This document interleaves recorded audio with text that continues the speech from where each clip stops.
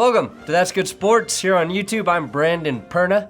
And Pro Football Focus put out an article ranking every NFL roster heading into the 2024 season. They looked at player talent levels at every position group to determine which teams were either stacked with talent or depleted, like Antonio Brown's bank account. And while I am cautiously optimistic about my Denver Broncos this upcoming season, I had to grapple with what that meant after I saw Pro Football Focus rank the Broncos dead last. 32 out of 32, meaning they believe Denver will be worse than the goddamn Panthers. Here we are, drafting the quarterback we all think is the best fit for Sean Payton and Bo Nix, and everyone is still shitting on us in the great Mile High City. When I say I'm cautiously optimistic, all I'm saying is I want to see that Bo Nix looks like the QB we can rock with for the next 4 years. I'm saying 5 to 6 wins is what I expect, but with Nix and the offense clicking and finding rhythm in the second half of the season. So today, I want to do two things. Take a look at some of the rankings on their list, the bottom feeders, and break down the worst rosters and see if I can convince myself and you watching if any team has a worse roster than the Broncos. This is a team whose best player is a corner and a receiver who they don't want to pay a couple extra million per year. Someone tell me something good.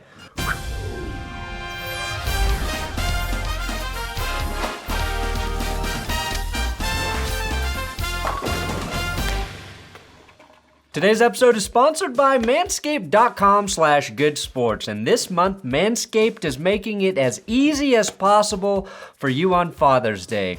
Don't know what to get your dear old dad? Well, let me recommend the Handyman. My dad is actually a handyman. He can fix anything, build anything, which is why I'm such a disappointment to him. But that all changes when I get him the best electric face shaver around. This little guy is compact, great for travel. I used it on my recent trip to Hawaii, and it's the only electric shaver that's ever worked well on my neck. It's got dual blades, which means 2 blades, your standard foil blade and a long hair leveler, and all dads appreciate a good leveler. It can knock down face hair that's overgrown up to 3 days of not shaving your beautiful face, and it's waterproof, so you can do it at the first row at SeaWorld if you want. And maybe it's time to gently nudge your dad towards shaving those unruly nose hairs. Throw in the Weed Whacker 2.0 for Father's Day, the best nose hair trimmer around, and he'll get the hint. So use my link below, manscaped.com/goodsports, to get 20% off plus free shipping to make sure your father doesn't take you out of his will after Father's Day this year.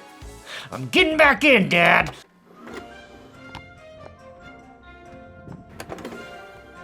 Pro Football Focus boldly put the San Francisco 49ers at number 1, even though they lost to the Chiefs in the Super Bowl. They boldly put the Chiefs at number 2, even though half of their roster will be in jail by the time the season starts. Now, I don't care about the top 15 teams on this list. We know they're all good.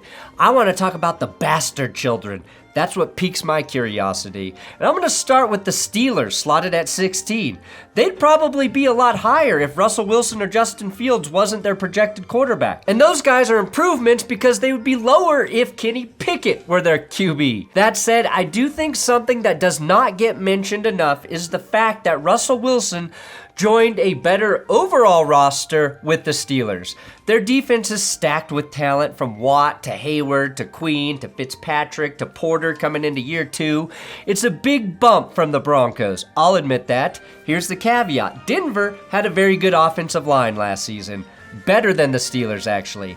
And that does not get mentioned. And Russ still took too many damn sacks behind that line. If, say, Mike Tomlin coaches Russell Wilson into taking less than 33 sacks, the fewest he's ever had, it will be the greatest coaching accomplishment of his career. Yes, even more impressive than winning a Super Bowl and mentally managing Antonio Brown. Then they've got the Bears ranked at 20. Obviously, Caleb Williams could change that very quickly. In either direction. But if you get the number 1 quarterback in a QB draft class where NFL GMs were glazing him like Duncan, you should be at least at 15. I like Keenan Allen coming in, adding to the receiving group. Yeah, But I think it made the Bears maybe a bit overhyped in the receiving game. Chicago was gifted the first overall pick, okay? They did not earn that spot. Then they were gifted Rome Odunze at receiver. They've been building this roster for a couple years now. Top 5 corner and Jalen Johnson on defense. Slam dunk acquisition at edge and Montez Sweat. If we're talking about talent, this ranking is fucked up. I think Pro Football Focus, though, is like NFL fans in that they just don't trust the Bears yet. The dumbest thing I see on this list is the Raiders at 23, ahead of the Chargers at 26. This is not even a knock on the Raiders, okay? Their roster has nice pieces. I can't stand how dominant Max Crosby is, but Justin Herbert alone makes me feel like this is very misguided. More on the Chargers in a second, though. Here we go. 25, the Titans. They're 27 on ESPN's Power Index. This stung, though. Seeing the Tennessee Titans ranked 7 spots ahead of the Broncos? Ugh. I want Will Levis to be good. I want him to be king of condiments, not that fuck Patrick Mahomes. Levis, though, was a mixed bag as a rookie. He was sacked 28 times in 9 games. That's a lot. Josh Allen took 24 in 17 games last year. Levis's sack percentage was at 9.9%, so basically 11 if you round up the way I do. Levis will have an improved group of receivers this season. Last year he had DeAndre Hopkins and the ghost of Mike Vrabel's mustache to throw to. This season it's Hopkins returning with Calvin Ridley and Tyler Boyd. I like all 3 of those guys, but they will all be on the wrong side of 30 by the time the season ends. That's a weird move for your receiving core. Tennessee paid former Broncos center Lloyd Cushenberry, who's coming off his one and only great season. But if that's who he is as a player moving forward, with the addition of rookie tackle J.C. Latham, Tennessee could have retooled their offensive line to be very good again quickly. The thing that has kept Tennessee competitive, though, the last few years was their defense and Derrick Henry. King Henry has been excommunicated to Baltimore, and Mike Vrabel has been banned from coaching as the league tries to rid itself from the entire Belichick coaching tree and anything coaching tree adjacent. So, I am curious how that defense performs without Vrabel. To me, the identity of that team was carried out through their nasty front 7, and it all resonated from Vrabel's big dick energy. I still think they are stout up front with Jeffrey Simmons. On the beat, it's your boy Big Jeff. Coming through the door, I ain't gonna do it. Harold Landry, rookie Tavondre Sweat, and possibly better on the back end with corners L'Jarius Sneed and Chidobe Awuzie. One of the silliest things I read, though, was Pro Football Focus saying Harold Landry has never been more than an average pass rusher. What? How the hell does anyone who knows ball say that? He had 10 sacks last year, a year removed from an ACL tear, and the season prior he had 12, leading the Titans when their front 7 carried them to the best record in the AFC. But they were ranked ahead of the Chargers. This is the team that is everyone's darling every offseason, right? And now that they have greatly improved their head coach, throwing a little Joe Dirt every now and then, and bolstered their offensive line, they're now dog shit? I get losing Keenan Allen and Mike Williams and even Austin Eckler is tough, but they added Ladd McConkey and Joe Alt at tackle, who could be 2 of the biggest contributing rookies this season to their team's success. A lot of what goes right or wrong for the Chargers will come down to sophomore receiver Quentin Johnston. I think he's so much better than his rookie season, and I hope that shows this year. The thing that gives me pause, though, is LA went and double-dipped into the most perennially injured backfield in the league, bringing in former Ravens J.K. Dobbins and Gus Edwards to carry the rock close to 500 times this year if Harbaugh has his way. Jim Harbaugh wants to run the shit out of the football, we know that. And I have a hard time seeing either of those guys staying healthy enough to do it at the level he wants. The more I think about it, you know what, 26 actually seems fair for the Chargers. That said, they were 18 on ESPN's Power Index, so one of these rankings will be off. Then we've got the Commanders at 27, 28 on ESPN's Power Index. The Commies blew up their team last season when they jettisoned both Chase Young and Montez Sweat in the middle of it, and I think that's why they're so low. Washington was really lacking at corner last year, especially given Emmanuel Forbes' rookie struggles, but I think they made some strides at that position, adding a vet in Michael Davis as well as drafting Mike Sainristil from Michigan. Plus, I know Dan Quinn is going to get the most out of those DBs and his defense overall. They added Vet's Vet at linebacker and Bobby Wagyu, who is still playing at a high level. Washington was so bad, though, that they poached not one, but two former Panthers and Frankie Louvu and Jeremy Chin. Jokes aside, both solid players. Chin, though, hasn't matched his rookie season when he was an all-pro. But at the moment, the Washington defense, while having a chance to be better, feels kind of like a hodgepodge. I don't know if it's going to work there.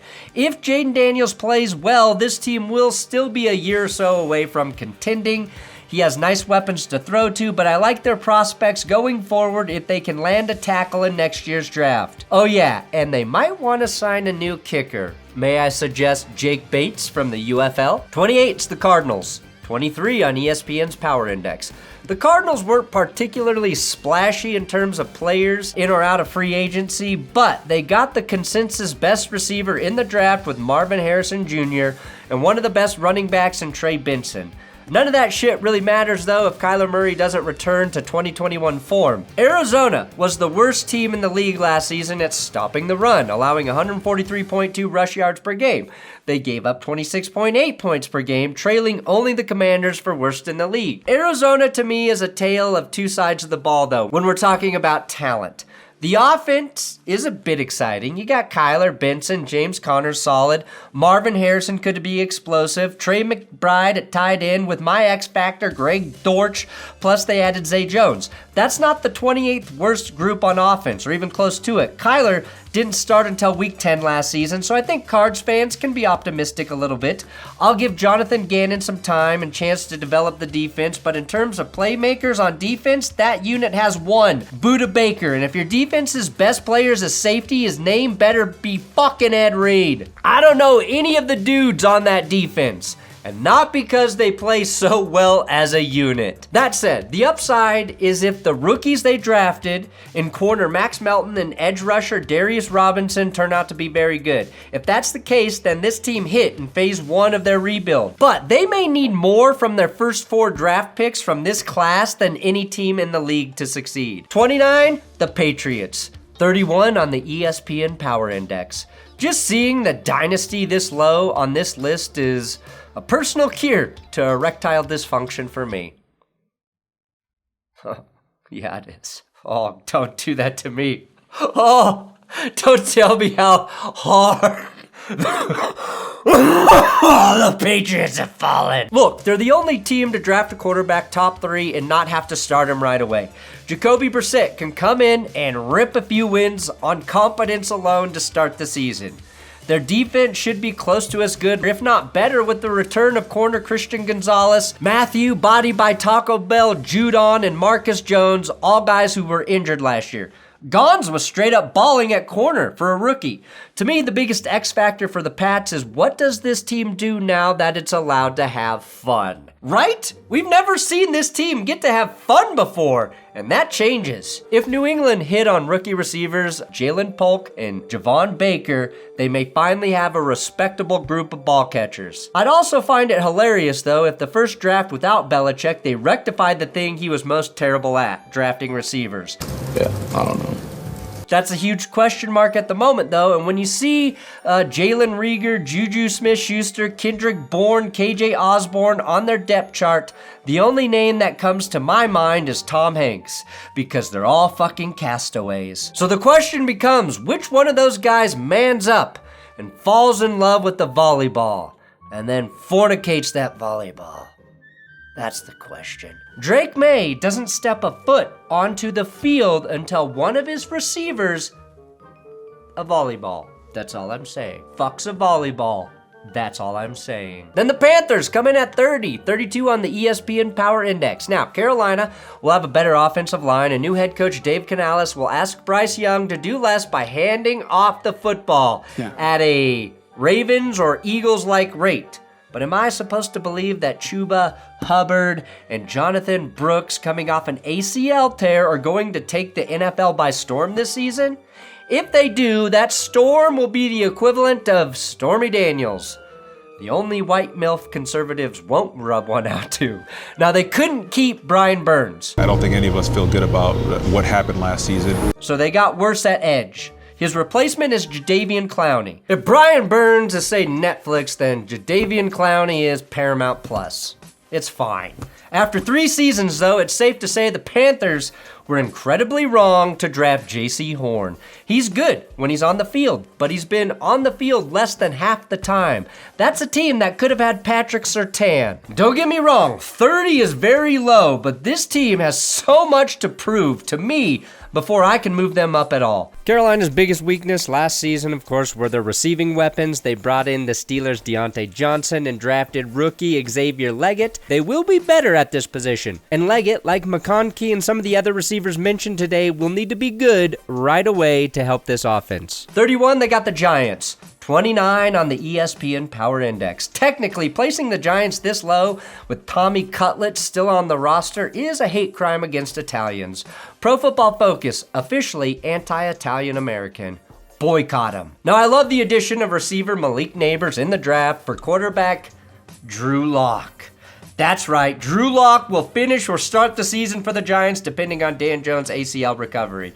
Either way, Dan Jones ain't doing the whole season. Jones needs a healthy knee to win games, right? So much of his success comes from being able to run, which is a crazy thing to say about a guy who looks like this. I also love the addition of Brian Burns at edge, and I foresee a very good defense by the G-men, at least the front 7. Think the Jets last year, but minus any possible vice presidential candidates. They lose Saquon Barkley, which is fine because they sucked with him. As much as I like Devin Singletary, I doubt he can be a dominant feature back. Darren Waller is busy dropping music videos about his ex.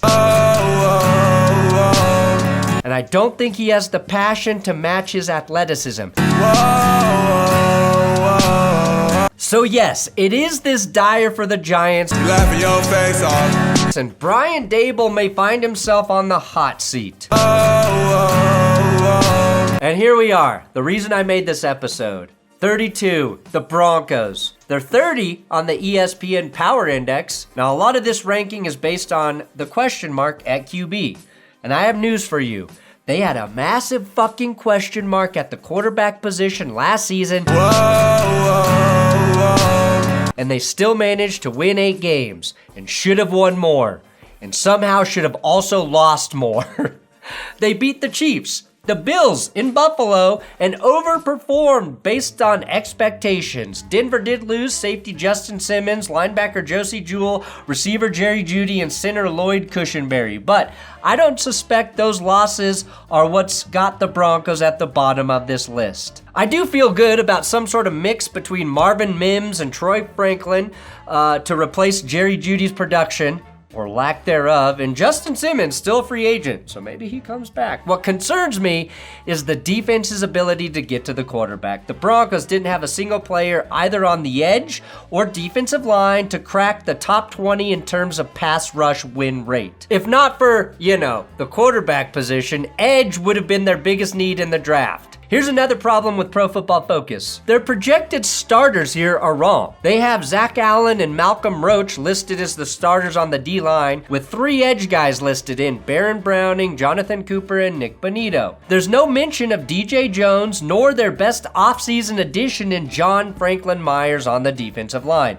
Now, I'm not calling this group world beaters, but the line up front should be quite a bit better at stopping the run, a group that was 3rd worst in the league last year.